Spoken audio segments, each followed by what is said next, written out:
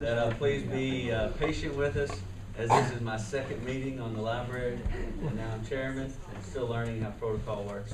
So, but I would like entertain. Yeah, I guess it kind of is. A motion to come out of closed session. I move to come out of closed session. Second. And now I need a motion to reopen the open session.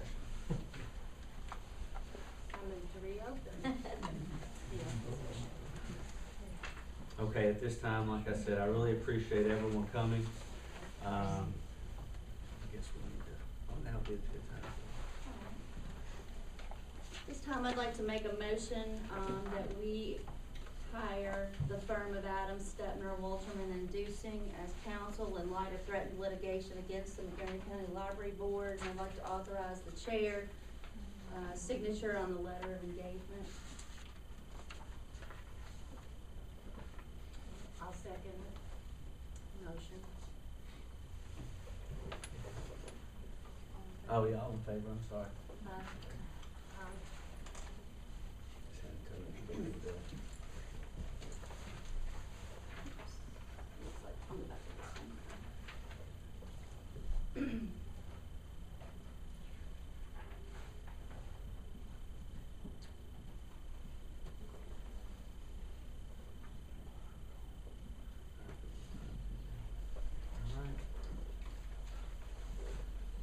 Thank you all. As I was saying before, I forgot to do what I was supposed to do. As we appreciate everyone coming out again tonight, and at this time, as is the norm for boards like us, and in here, and especially the Mastering Library, we are going to open up some hearing from guests if anybody would like to speak. One thing I like to do before that, though, is go back over the guidelines. Reason for doing that is we're just trying to maintain a little more order. We also want to provide sufficient time for the board to do what we're getting paid so many dollars to do, as long as they're right. So that is the main reason. I'm just going to go through them real quickly, because the last time we kind of had some problem with this.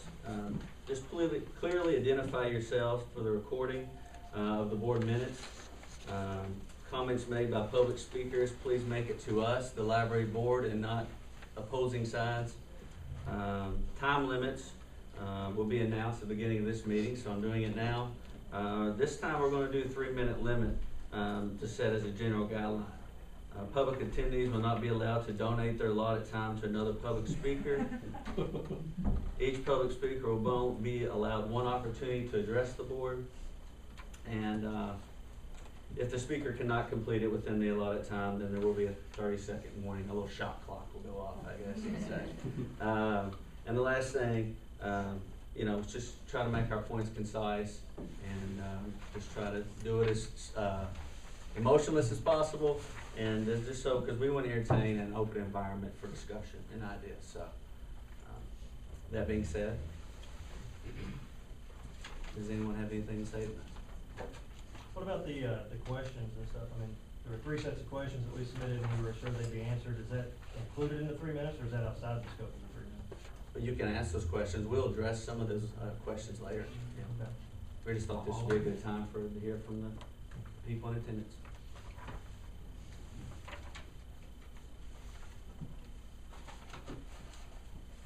My name is Willoughby, and personally, I came in here last time and I spoke, and I wasn't completely aware of everything that was going on.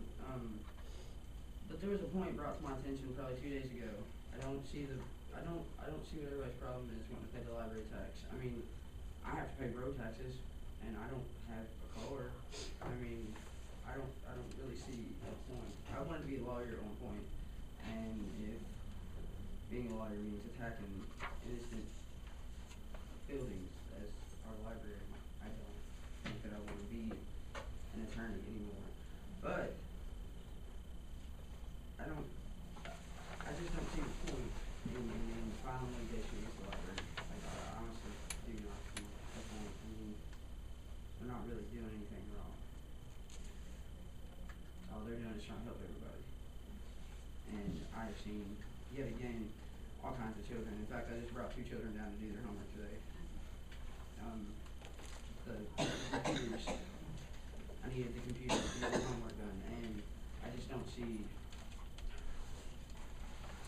I know I spoke better last time, but I'm a little aggravated at the whole situation. I mean, educational DVDs only, I don't like that. The computers being, restricted, that's not a good thing either. In fact, I should have brought the two kids downstairs.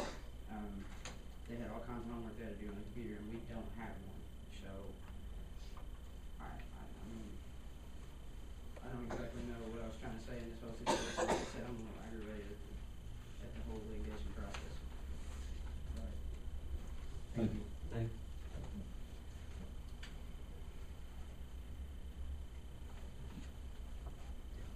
I stand to speak. Comment was made that the library, Your name. Shannon Denniston, here in Mount Sterling. And a comment was made that our library is calculating the rates using the same method as other libraries in the region. I'd like to speak a minute about integrity.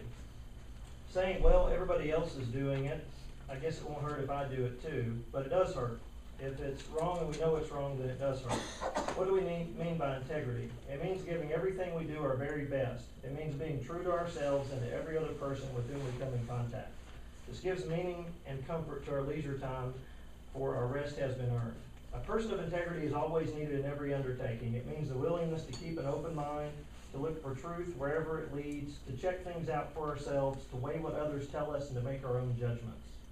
It's knowing that there's always a better way to do everything, and then a better way still to do that. It's looking for the better way in everything we do.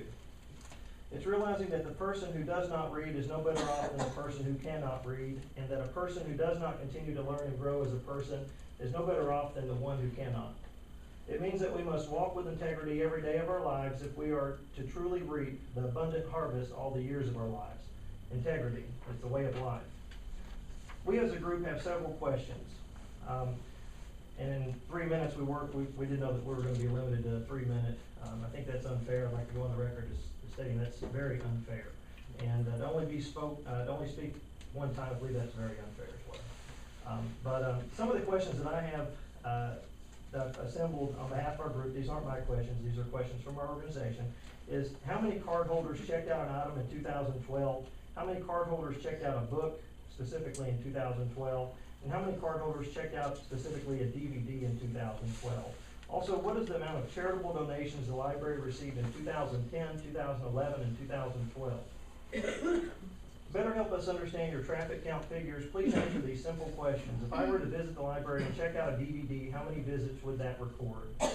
When I return the DVD, how many visits would that record? If I were to bring my two daughters down to the library and check out a DVD, how many visits would that record? If I were to bring my two daughters down to the library to return a DVD, how many visits would that record? According to the traffic count numbers for 2012, they were 128,567. If we divide that number into the operating budget of $1,309,525, we arrive at a cost of $10.19 per visit, if my math is correct. So if I were to visit the library and check out a DVD and then return the DVD on a separate visit, it would cost taxpayers about $20. And if my two daughters were with me when I did that, it would cost taxpayers about $60. What is the process or policy to guarantee that there is no conflict of interest with regards to a board member in any entity that has business dealings with the library? Have all past and present board members gone through that policy and procedure, and are they currently aware of conflict of interest possibilities? Are you aware of an internal memo circulated to every library in the Commonwealth from the Kentucky Department for Libraries and Archives that states libraries may find that state support and local funding are not sufficient to fund all services and programs of the library? Additional funding should be developed through a combination of fundraising events, direct grants, or soliciting donations. What has the library done to implement these additional sources of funding? Thanks, Sean.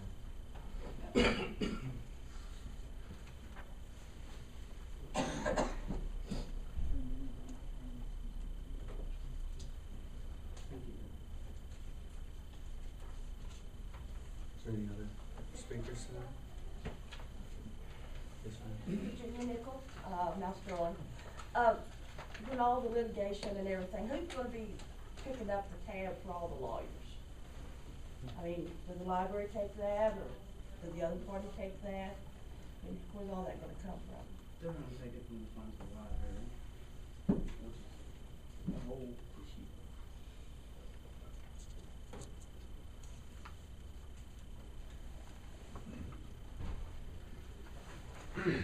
I don't wanna burn my one time to ask a question, but I think it's really important that the questions that we submitted get answered, because a question that I may have may be as a result of the information that was given to me. So I don't feel like, that's why everybody's kinda quiet, is because we're waiting for that information that was promised to us in February to hear, that might generate additional questions.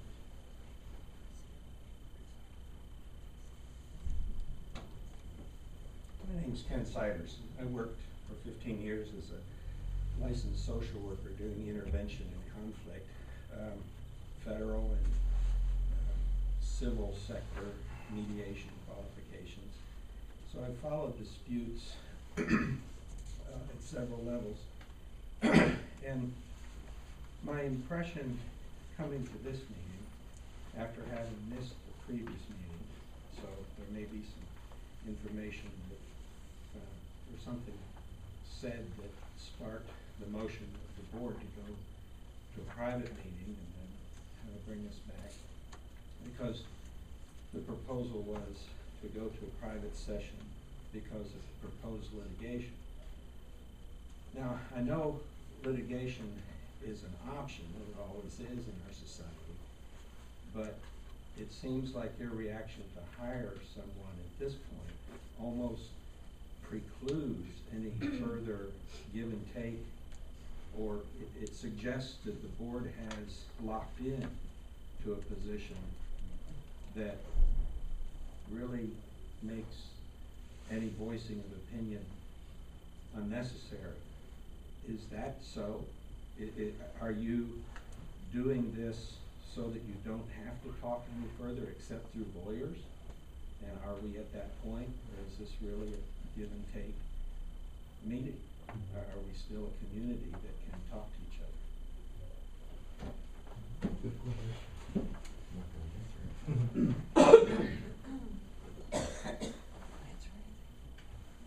My name is Mike Williams. I'm just kind of, I think at this point, if you could answer this question, I think that's what we need.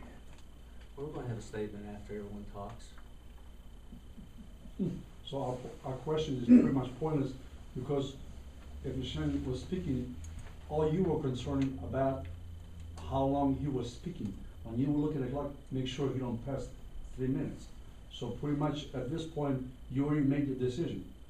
No, someone else is writing it down, and we'll look into it, but I'm not gonna be writing Well, down. I don't want to hear that you were relieved from the position, just like previous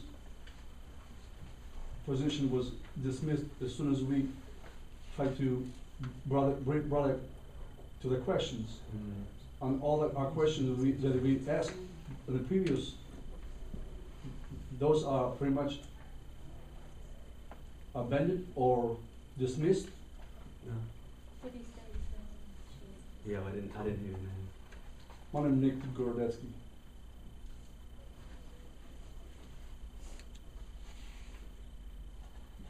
That's a this meeting is pretty awkward meeting to me, because I don't think I ever been in a meeting that it's just so silent and very indirect. You from the beginning you were acting like we are open for discussion, but there is no discussion.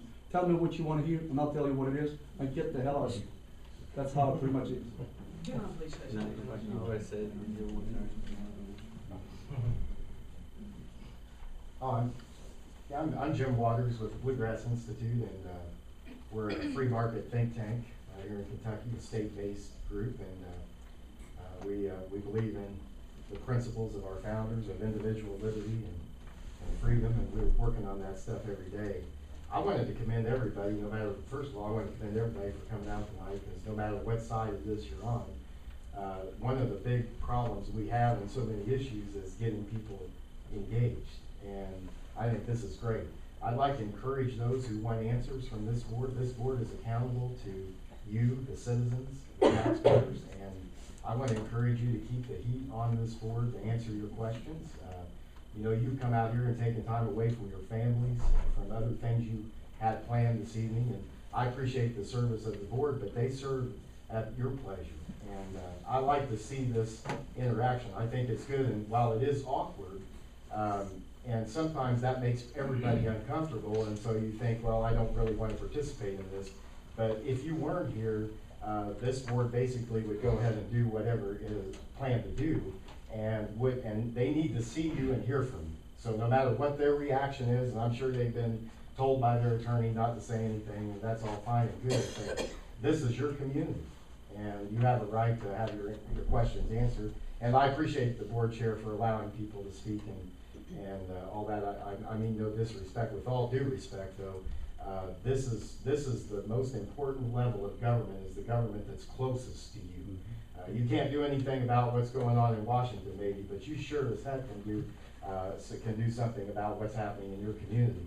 And I'd like to also say that there's more than, my grandfather used to tell me there's more than one way to skin a cat. I don't know if that's okay to say here, but I'm used to saying that. And I'd like to see more innovative thinking about how to solve your problems besides just raising tax rates or how you do that.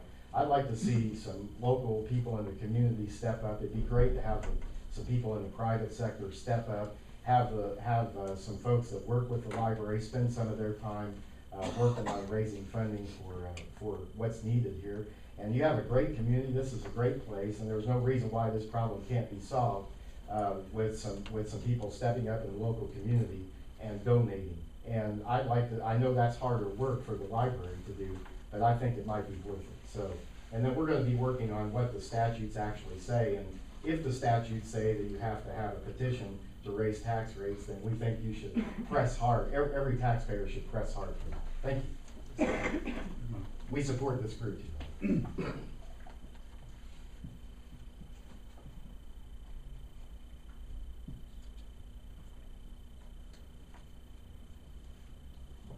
else? Yes, I want to say something. I'm Lon Roberts. I have not been privy to previous meetings and what has been said, but what I gather from listening right now, it seems to be an extremely adversarial approach. I love the library. I think it's a great contribution to our community. And I think if you have evidence that there's malfeasance, somebody's cheating, somebody's lying, they're misrepresenting, come forth with it. All the insinuations and the innuendos that put everybody, I think, in a strange position. It's not a casual, non-adversarial. I don't know where you're coming from. What's the problem? We have a beautiful library that's supported by the community. A lot of people volunteer, and you seem to be very unhappy with that. How taxes This is how troublesome. tax rates are increased. That's what the issue is, I think, here. It's not about the library so much as how they get the funding. That's right. And Dr. Roberts, just in fairness to everyone here, if you'll direct your comments to the board, just so no doubts there. Well, they're the ones that confused me. Yes, sir. We're listening. We're listening. Well, that's my spiel. I appreciate your comments, and sorry to.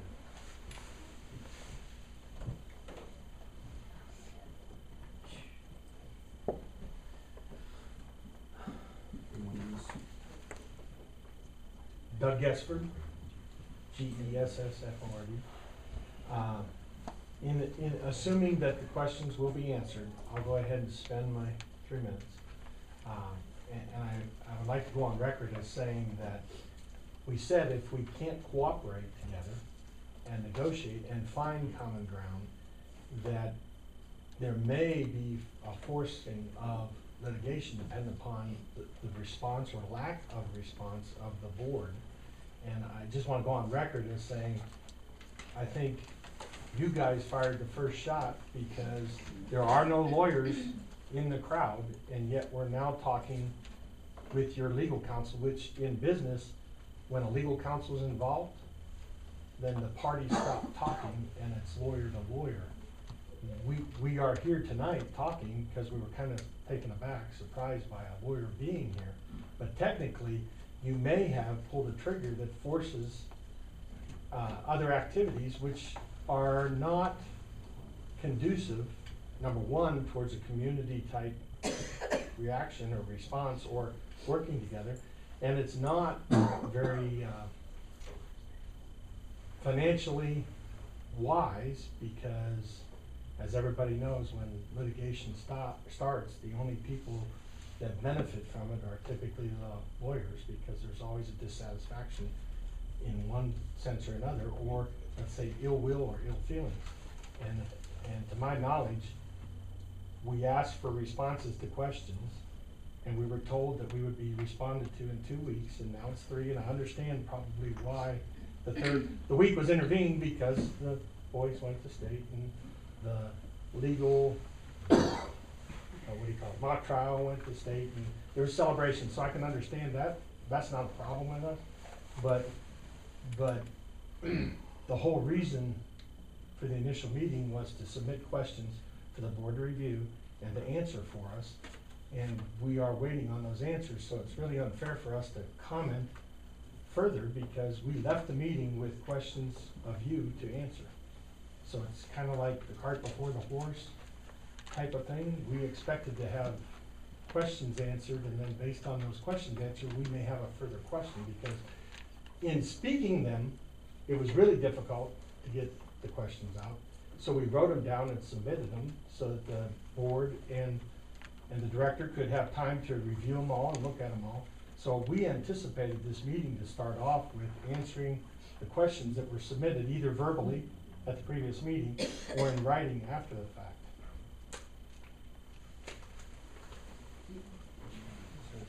My name is Catesby Woodford. I am a lawyer.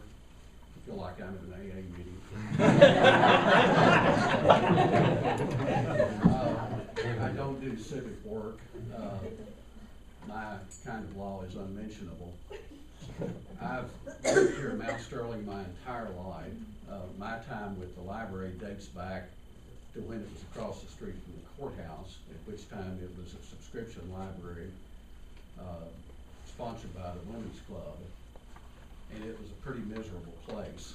I'm sorry that those of you who are too young didn't experience that library, because it was worth next to nothing. I was here at the last meeting. Mr. Denniston, I did read what you posted. I listened pretty carefully last time around, and what I heard was that if this board did not accede to the demands of this group, litigation would be filed. Perhaps my ears were clogged up, perhaps I'm senile before my time. I don't think so. I heard litigation threatened, and folks, as a lawyer, I can commend you on the decisions you made tonight.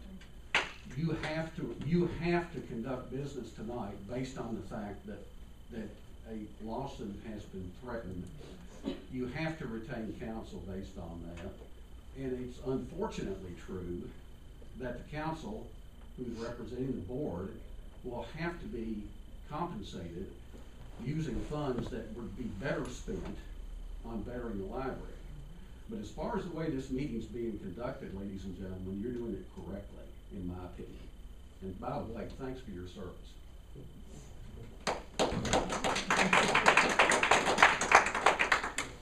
Litigation is threatened for no reason. That's your chance.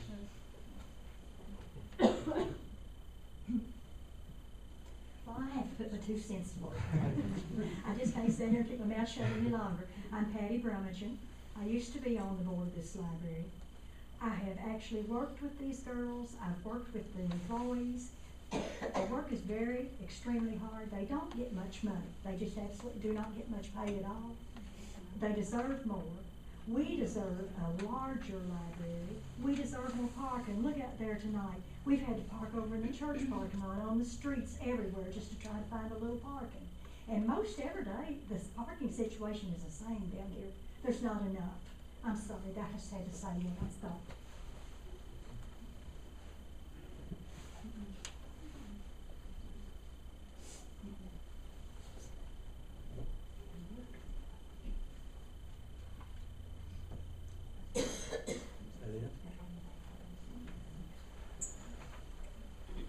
Yes, sir. Ken Melvin, I I just, you know, I was just praying for a, you know, conciliatory tone here, and, you know, I can't speak for anyone else but myself, but, you know, I'm not eager for litigation, and, you know, if this thing has come off wrong, you know, there's an issue and there's a response, and how it all plays out in a certain way. And, you know, if things aren't addressed and the response is made, then that kind of forces action. And, you know, I have no hostility towards the library, and but much of what we're addressing here is not really, you know, it's a global, bigger problem than the library board. You know, it's not your concern. It's not. We can't do anything about it. But, you know, if somebody says that they don't understand what the deal is about paying library tax, well, it's like a budget. You know, if the household budget, if you spend more in this category, you only got so much dollars. As taxpayers, I'm looking at it as a budget point. And if we spend more money on library, and we spend more money on here, we don't take it out of someplace else. It just keeps coming out of the pocket. And, you know, it's a principle that this nation was founded on, or one of the things that taxation without representation. And the library board is not responsible for legislation that established special tax districts. And I understand that, and I think most of the other people do too. But yet we're trying to deal with that, and you get caught in it. And, you know, I say again, I pray for conciliation and reconciliation and unity and love. I mean, it's one community, and we should all be on the same side even when we disagree, and obviously we disagree. And I just wish there's more of a way for public involvement, and that there could be agreement on, you know, what library resources are used for and how it can be best used efficiently. And I agree totally with the man's name I didn't catch, but you know, see more efficiency and modernization. And my personal concern is that before too long, that the way libraries exist now would be a dinosaur, and spending a lot of money going into that. I'm not saying libraries will go out of business or not exist. I'm saying 30 seconds. Okay, what the form of it is here. So, you know, just, you know, I want to be a positive part of this, and not something that tears the community apart. And I'd like to see you have a better library. I don't know that means bigger, but better. Thank you, sir. Yes, ma'am. My name is Sharon Stapleton, and I'd like to read something here. It says, recently 2 people in our community have come forward with a heavy concern for the usage policy of the computer terminals in the library. Both ladies said they were made to feel uncomfortable while visiting the library when they noticed people looking at pornography. One lady went as far as to bring this to the library board's attention and was told nothing could be done about it. And people have a right to view anything they want. Does the library have a policy against the viewing of certain content, and if so, what is the policy? And which websites, if any, are currently being filtered, not viewable on the library's computer terminals? Then also, as the library board each year gathers together to set our tax rate, do they not look at what's really legal? I mean, that's what this is all about. It's not about the library, the services, it's what you all are taxing at an illegal rate without a petition being given to the public. Yes, sir. I continue to hear the refrain, State your name. very common, 343 North Maysville Street. I continue to hear that the library board has not followed the law in setting the tax rate, that they have done it illegally, that it was unethical, that it was immoral, that it was wrongful, all these highly charged words. Mr. Denniston will tell you right now that the library board has followed the letter of the law in setting the tax rate. He knows that to be true. I disagree. At the last meeting, I was told to go down and talk to the PBA to see how the tax rate was being set, and I did that. I sat down with Ms. Cockrell for about a half an hour, and she had a color-coded copy of the KRS statute that says how the tax rate can be set. And she had a color-coded copy of all the numbers of property valuations for the various categories of property. And she went through the statute with the blue color code and that text, and she showed me those numbers. And she went to the next part of the statute. She went right down the statute line by line by line, showing me how the rate was calculated, and it was exactly the rate that was calculated and the rate that was adopted, right by the KRS statute. There's this misconception that the public agencies can't have any more than 4% more income than they had the year before. That's not what the statute says. I'm not a lawyer, I'm an internet lawyer, and I guess I should say I'm Barry Tonning, and I'm happy to be here at the AA meeting of internet lawyers. But the fact of the matter is, if the General Assembly wanted to say that no public agency could have no more than 4% of the money they had the previous year, they are perfectly capable of putting that in the statute. They didn't do that. They put about a page of procedures in there to calculate the tax rate. And that is exactly what the Kentucky Department of Library and Archives and this board and all the other library boards follow. And when I continue to hear these board members charged with illegalities, unethical actions, immorality in the Mount Sterling Advocate last week, those are highly charged and I consider slanderous allegations to be made in public against public agency officials who are serving no cost and no benefit. And I fully support the library board. If I wanted to use some highly charged language, I would say that the group made a list of demands last week under threat of litigation. Or I could say that they listed some requests. They certainly were not questions that they asked to be resolved. They were requests to have certain things implemented, or this group was prepared to move forward with a class action lawsuit. That's verbatim from the paper that was delivered to the board last week. I think the board is acting wisely in retaining counsel at this time. Is he addressing us or you guys? Good question. Okay. I have to go to work. Thanks for the time. I'll see if the gym will work this out. I'll be down there after I change clothes.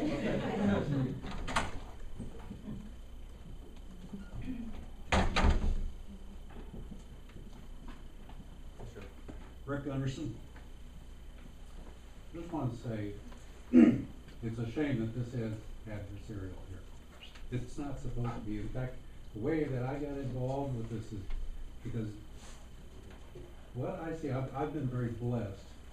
I get to go around and I see hundreds of people across this county. I've been very blessed, and I feel, I just can't tell you how much I feel for the people I meet. And one of the things that I see that's going on, and people are not paying attention. In fact, I get to see people that other people don't even know, from northeast, south, and west of the county, and border around the county. But the thing that I see is people under stress for money. And I see homeowners that have children that deserve a good home, and the mom and dad are working their tails off trying to make ends meet, and they can't pay their property taxes, they can't pay taxes, they're having a hard time.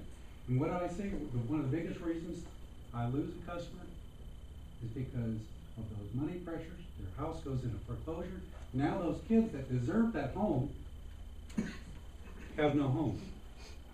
So are we going to sit here while people are being thrown out on the street, kids being thrown out on the street, have to go live with grandpa and grandma or something like that? We're going to sit here and say we need our library. Well, maybe what the library needs to do is do some fundraising. There is people that would be glad to help the library out. This is not about the, somebody's upset at the library, we don't like the library. I think you provide a great example of what the library can do. But what this is about is high property taxes. And if you think it's bad now, what's coming down the pike is not going to be any better, because not just property taxes are going to have to go up. And I'd still like to see your 2013-2014 budget. But not only property taxes are going to go up, but also utility bills and every other thing. And in the private sector, when you got private sector people, they're not getting raises. like the government sector does, so you may not realize this. But the thing is, what we know right now is that inflation rates are not what the federal government is saying. Inflation rates are a lot higher, and you can look at the gas, how gasoline's going up. You can go down to the store and see how food's going up. You can, it doesn't take a rocket scientist to figure this out. So my point is that we have attached, by force, a tax on homeowners and businesses. And I think that's just wrong, at the expense of what may be a luxury, but I say that luxury of the library, that luxury should be done by at least more fundraising and not so much taxing. That's all I ask. The library's a luxury? I don't know. Yeah, we're not gonna get into that. I'm happy. Thanks, guys.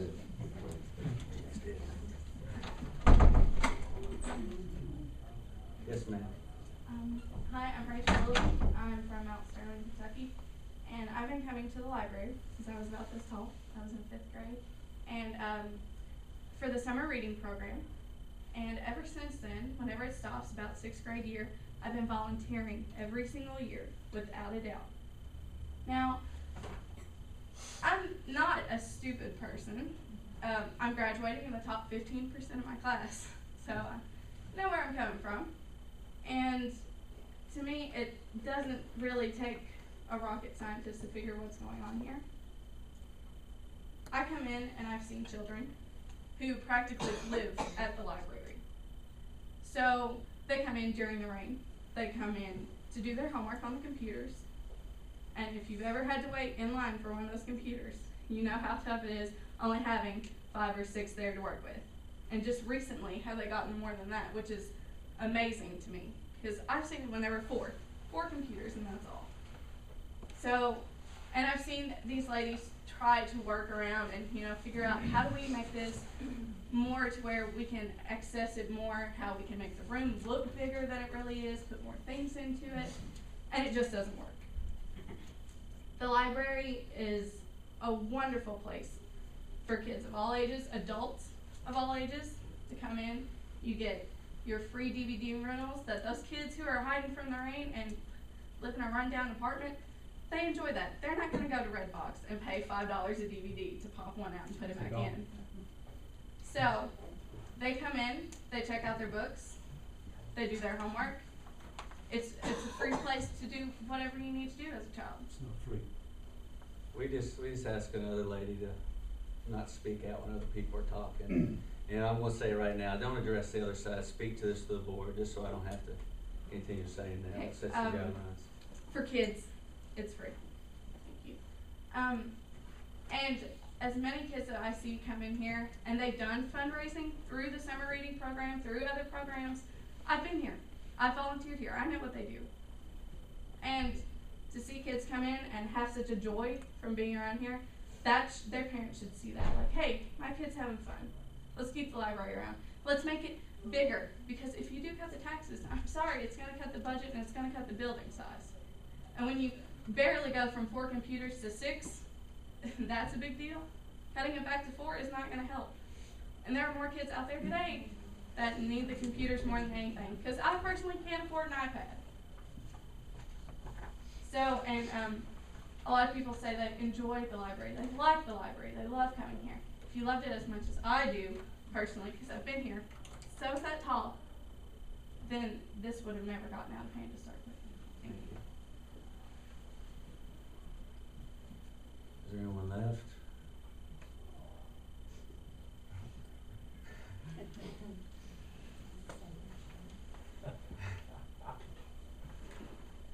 Other comments? We've put them specifically at this time so we could go on with our business after we make our statements. So there's no other comments. Okay, we're going to start with a legal statement based upon some of the legal questions that were provided to us, and then we'll move on to addressing the tearing down from there. So, thank you, Mr. Chairman. Ladies and gentlemen, my name is Jeff Mando, an attorney. I'm from Northern Kentucky. I've been representing public entities for close to 30 years, and I've represented library districts and currently do. What brings me here today, and the reason the board hired me, just so we're all clear, is that there was a direct letter that said that if the board was not in full compliance, they were prepared to begin litigation via class action. And that's the reason the board contacted me and hired me. I think any reasonable person, any reasonable body, any reasonable business, when faced with a letter like that, would perhaps consult with a lawyer about what their rights are and what they should do, just what you would do if you received a letter like that. And that's the reason I think this situation tonight, the reason this discussion has become somewhat adversarial. Now, just because that happened doesn't mean it has to stay that way. I'm a defense lawyer. I do not sue other people generally. 95% of my work is defending entities and bodies and people. I'm all about trying to come to reasonable solutions through dialogue and constructive ways to avoid conflict and litigation. Because whoever said it right, when you get into litigation, the only folks that are going to get paid money are going to be the lawyers. And that's just a fact. So if there's a way to resolve this, and there's a way to do it in a constructive manner, I'm all about advising the board to go down that road. Now, with regard to the questions and the tax rate in particular, with regard to the questions, those came at the same time, as I understand it, as the letter did about the threat of litigation. So the question, and I as a lawyer doing my duty to my client have to look at those questions through the lens of a lawyer before I tell my client what to do. And I think the staff here is going to do exercise their best effort to give you the documents and information that you asked for, that you're entitled to, even though your letter wasn't codified or called an open record request. I construe it as such, and I think the board and staff are going to get you these documents you asked for, and they're going to do their best to try and answer your question. With regard to the tax rates, let me speak to that.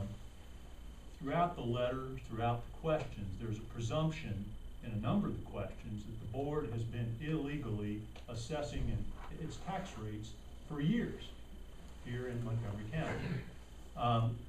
The letter doesn't specifically say why, and it doesn't go into the details, but the implication is because of KRS 173-790 that somehow controls the situation, and the board could not and should not, and it was illegal to raise an ad valorem tax rate ever since the board was formed in 1980.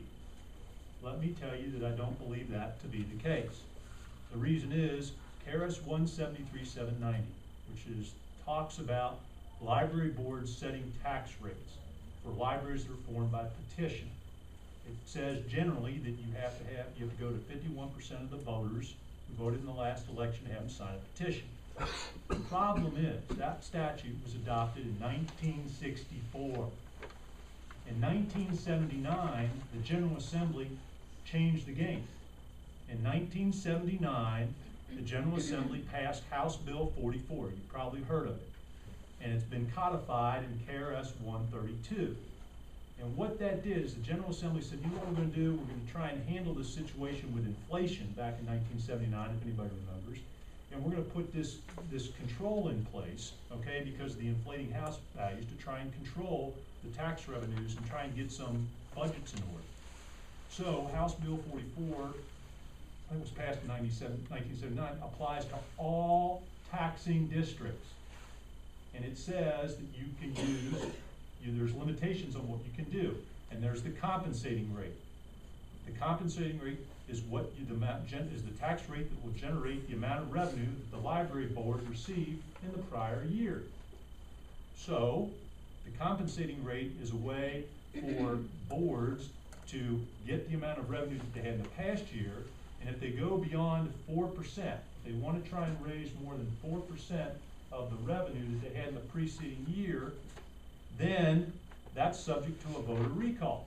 So that gives the power back to the people to try and say, hey, we don't think as a community that you should go beyond that particular rate. Those are the controls the General Assembly put in place in 1979. Once that was done in 1979, the Department of Local Government in Frankfurt then started calculating, going through the formulas for all the taxing districts, and then through the Kentucky Department of Library and Archives, the Kentucky Department of Library and Archives were advising, based upon the information from the Department of Local Government, all libraries in the state, that they were subject to House Bill 44. That started in 1979, shortly after the legislation was passed. So for over 34 years, libraries across the state, all 78 that have been formed by petition, have been complying with House Bill 44 that was passed in 1979. And attorney generals have rendered opinions that that's the way it works. The General Assembly has had multiple opportunities since 1979 to change the statutes if they felt that libraries weren't subject to House Bill 44. If they felt that they were somehow carved out, they would have taken it out of that. But they didn't do it. The General Assembly has not seen fit to do it. In fact, if anybody's familiar with House Bill 1, which was just passed by the General Assembly last week? Last week, that the language in there further supports the proposition that I just outlined for you, that library districts across the state, by complying with House Bill 44 and the limitations that it has on setting tax rates, are perfectly legal and legitimate.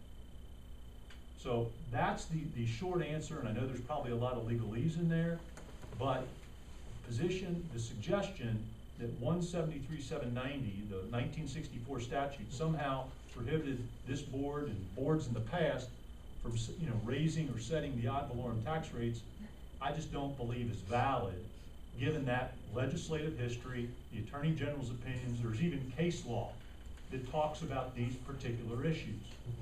Now, I know everybody's aware that there's a lawsuit up my way, okay, and we're in litigation up there. It's been fully briefed.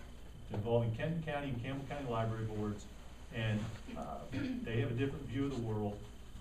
I'm just trying to tell you legislatively, historically, what the position is and what my take is on the situation at the present time. So to answer your question about the tax rates, I hope I did that.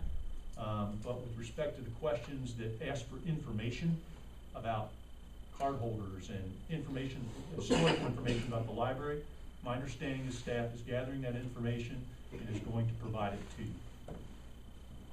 Thank you. Then we're going to move on to the discussion. Yeah.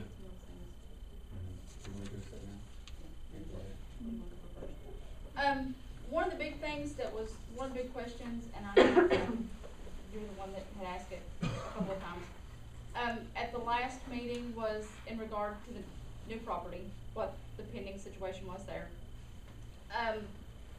And there is no formal agreement, that was the big question, and how it has actually panned out.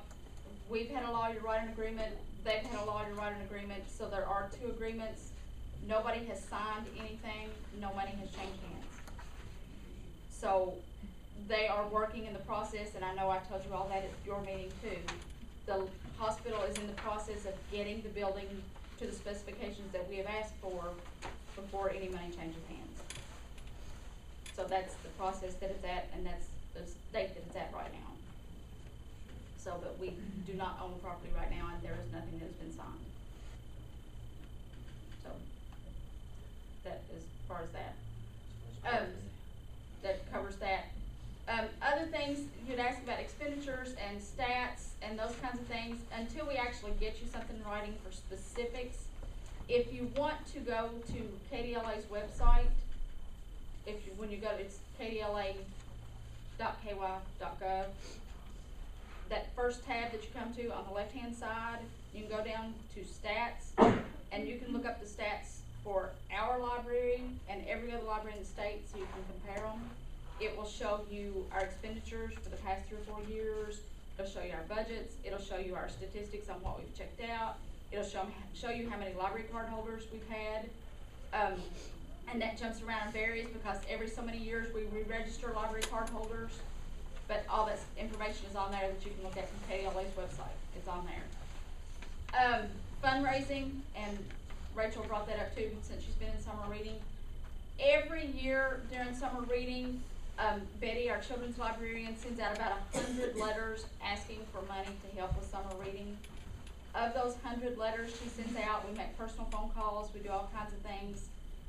We probably get 6 checks back, and it's somewhere about $1,000 we get every year. So of all that we're spending out in postage and we're asking and we're begging, it's still not a giant turnout. So Like I said, needless to about say, $1,000. a lot of room for improvement. So there is, and you know, whatever you all can come up with to think that we can do to help. What about donating That's- computers? We've had some, and truthfully, as far as, you know, every computer you see out there that are Patriot computers have either been bought with a grant or have been donated. We just bought new computers for the Camargo branch that were bought with Friends of the Library money.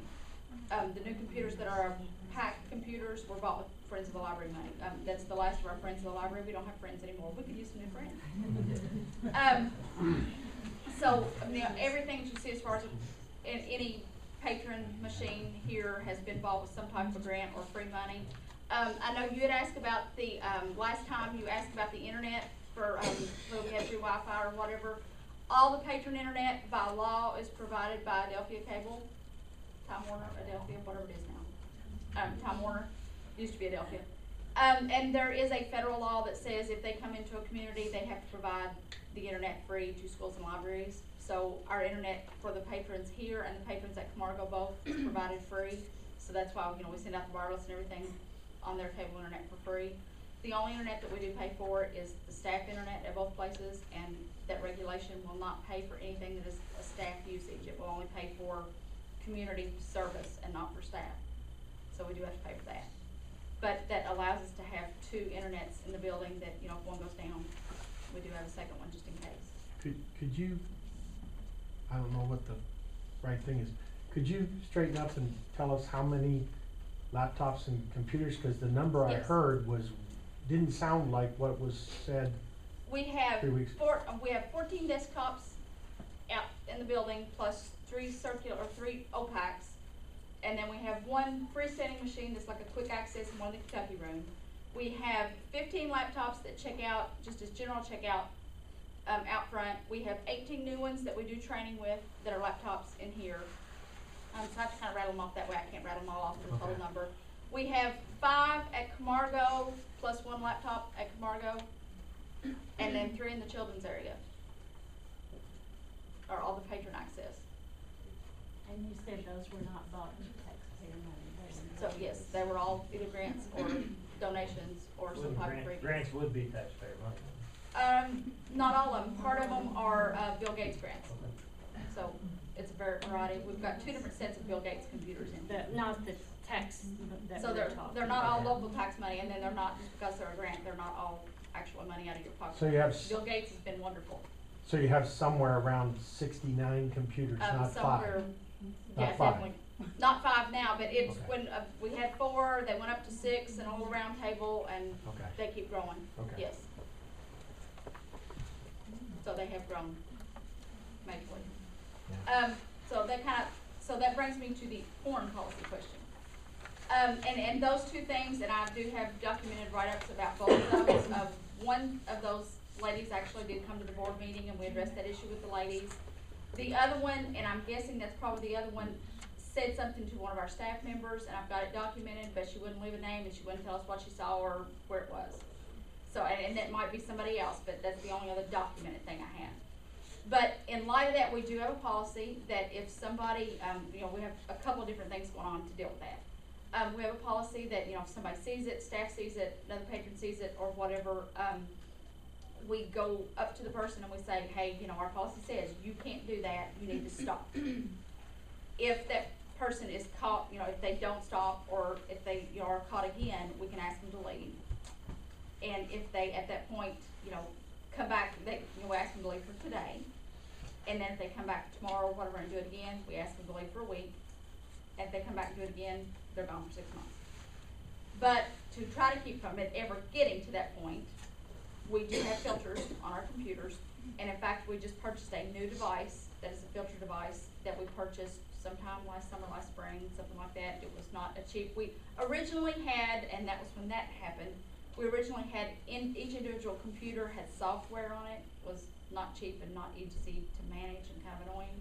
But we now have a device that they're all set up with 3 different versions of filter one's a full filter for anybody that's under 18, so that it filters social networking, filters email, filters images, filters everything. The next level is it filters all images and materials and things like that, but they can get on social networking. And if they're under 18, they have to have their parents' permission to access, to get to that and do any kind of social networking, Facebook, whatever. And then the final phase, because of the way the Children and Internet Protection Act is and the law, adults can ask to have their filter turned off. And we just have 1 or 2 patrons in here that ever ask for that now that we've got the new device. And, one of them, and I'm sure he wouldn't mind me saying it, it's a gentleman that runs a business out of his home, comes in, and because of what he does, he's in, does breeding for animals.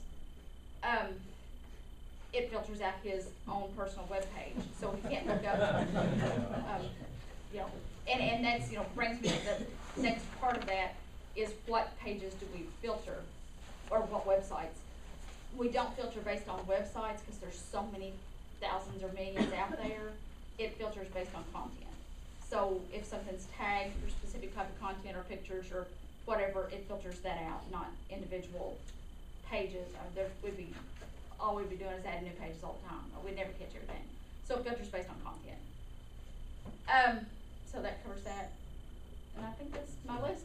Yeah, and that's one of the things we've received a lot of questions from your group, quite a bit. And most of them are policy questions that I appreciate you bringing up, because we'll discuss them as a board. I mean, that's what we're here for. You present questions and we'll work through them. But I would encourage you right now, especially being a new board member with a new board and 2 potential new board members coming on in the coming month, that we would like a little bit of time to learn the business ourselves. Before, especially under threat of litigation, I want, as a person, as a business, I'm not my own business owner, but as a director over a program, I like to have all my ducks in line. And then, so there's any question that you can present to her right now, I mean, I'm glad she'd be happy to supply you with anything open record. Wow. Now, Melissa, on the fundraising, you said that you mailed out all these things and didn't get much response. And I was curious, there is organizations that help with that stuff. Have you ever looked into that? Well, that's usually who the responses come from. We get something every year from Kiwanis, we get something from Lions Club every year, we get something from Boy Scouts every year. So those 3 are extremely faithful to us. It's the business type things. I mean, and there's 2 or 3 businesses that are wonderful to us every year. Yeah. But it's, I feel like I don't think I've ever seen anything, so I was curious on, Well, and truthfully, I won't lie to you, she tries to hit, the bigger businesses, and maybe everybody tries to hit the bigger businesses, I don't know, simply because we know that you all are hit all the time and have a hard time surviving as it is. I'm a little bit embarrassed for our community because we got so many people here. We got doctors and lawyers and we've got professionals, and everybody loves the library, and yet you're not collecting very much money. I just don't get it. That's why I asked, because in Bowling Green, I mean, they've had local philanthropists who wanted their name up on, on something, and they gave toward that. That might be an idea. Pass on the plate here too in a minute. It's just not security-wise, no, that's not security to pay the bills, pay everybody. Melissa, as a parent, if someone requests to have those filters turned off, are Yes. they somehow segregated from underage children?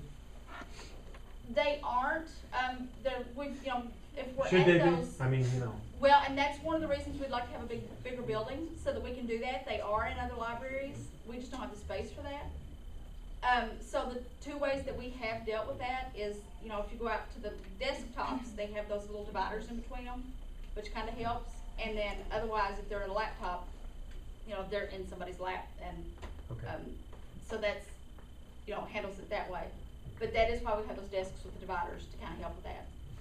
But like I said, most of those people that ask to have them turned off are, some type of business, and we see the same people all the time that ask for that, and it's almost always for a very specific reason. I mean, everybody comes up and asks to have it turned off is, they will state either for what reason, or they don't have to. I mean, by law, they don't have to, but almost all of them do.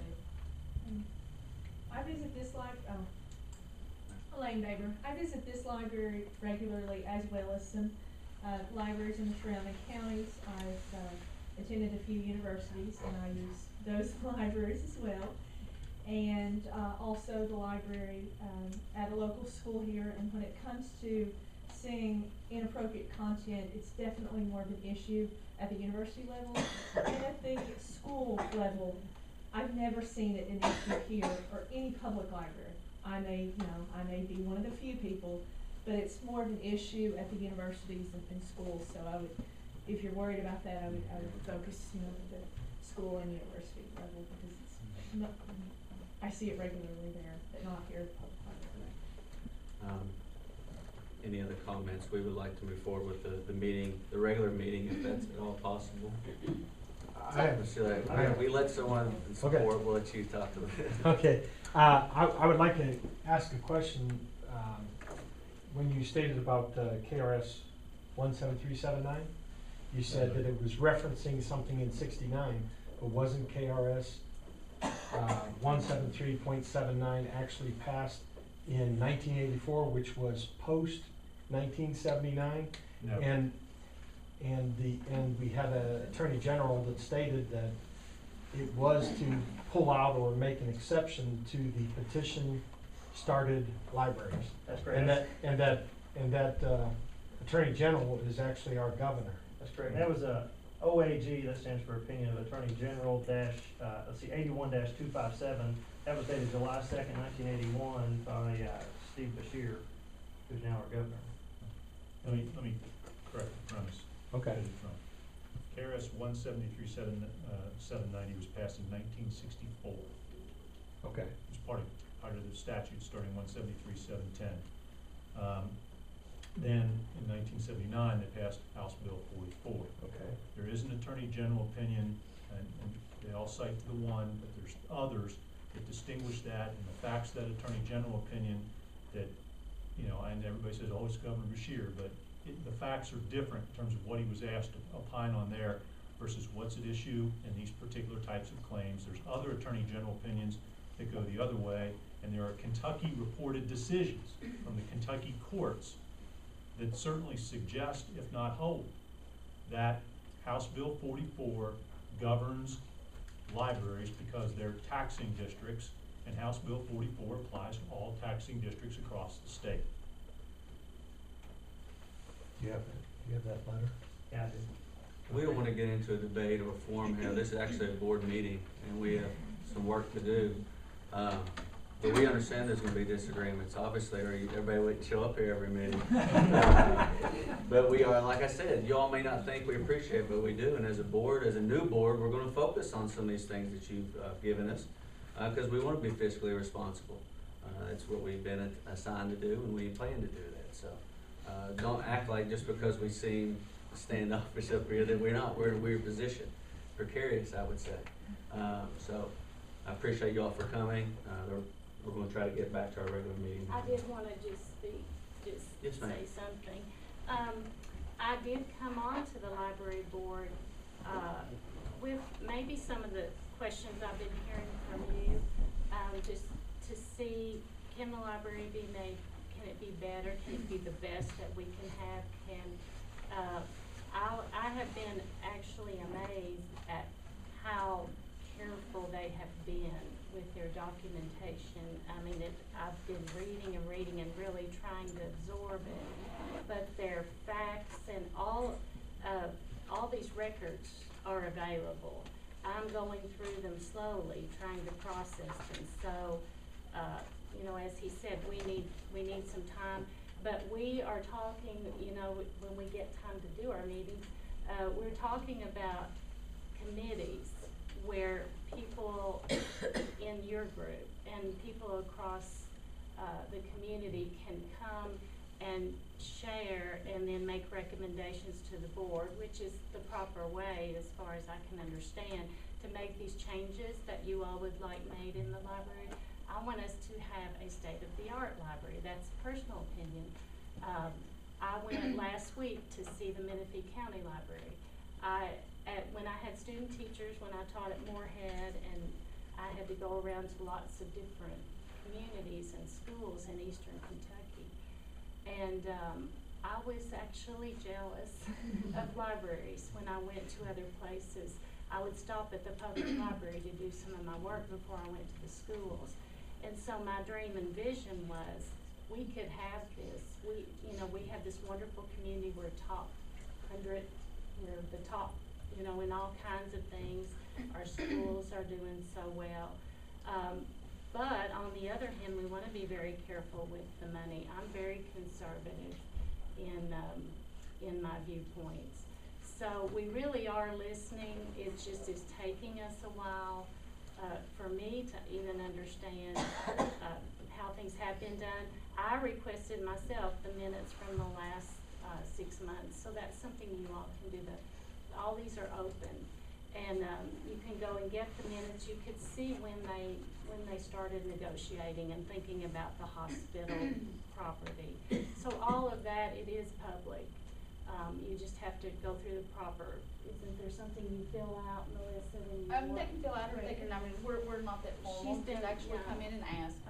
But I'm in the same position. I've been asking for things today. I asked for a list of the staff because, I've met some of them. I came and did the tour, and we could hardly walk. I could not work in these conditions. We could hardly get through because some of my questions were, why don't we have, my son's in Lexington. He doesn't have to go to the bookstore because he checks out all the good books. Well, they don't have room here for all the good books. If they could buy them, there would be nowhere to put them. So my vision and dream is this beautiful new library that the whole community can use. Now, I'm still listening. I'm not saying I've, made my decision or we make it as a board.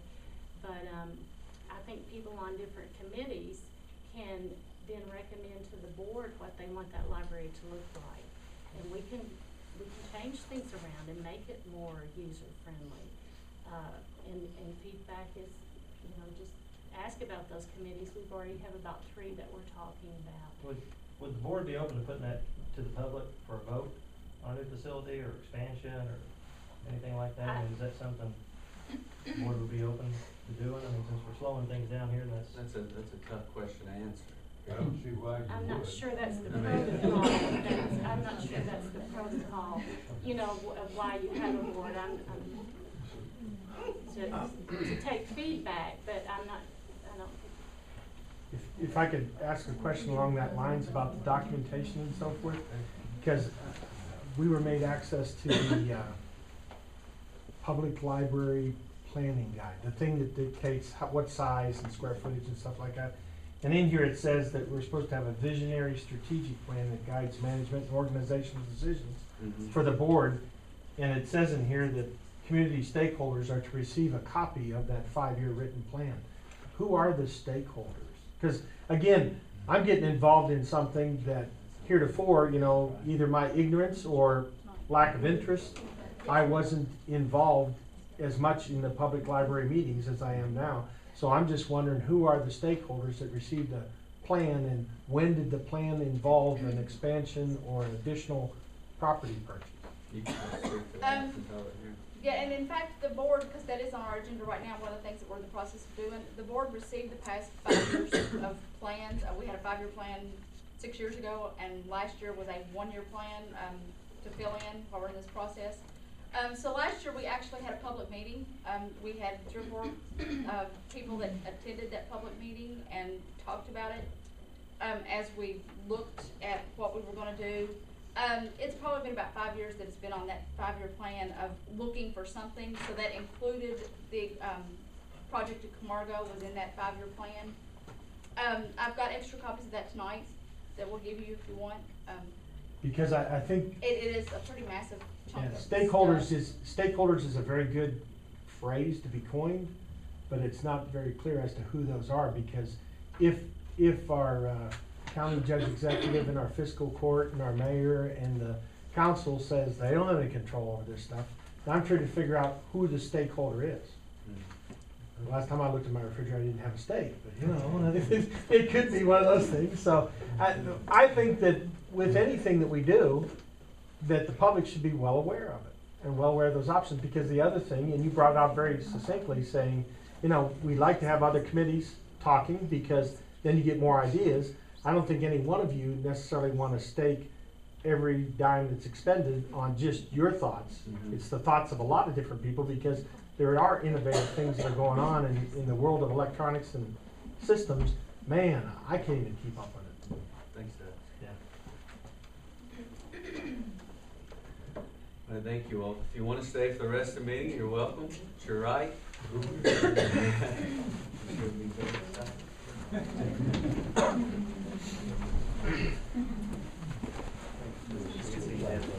See you again.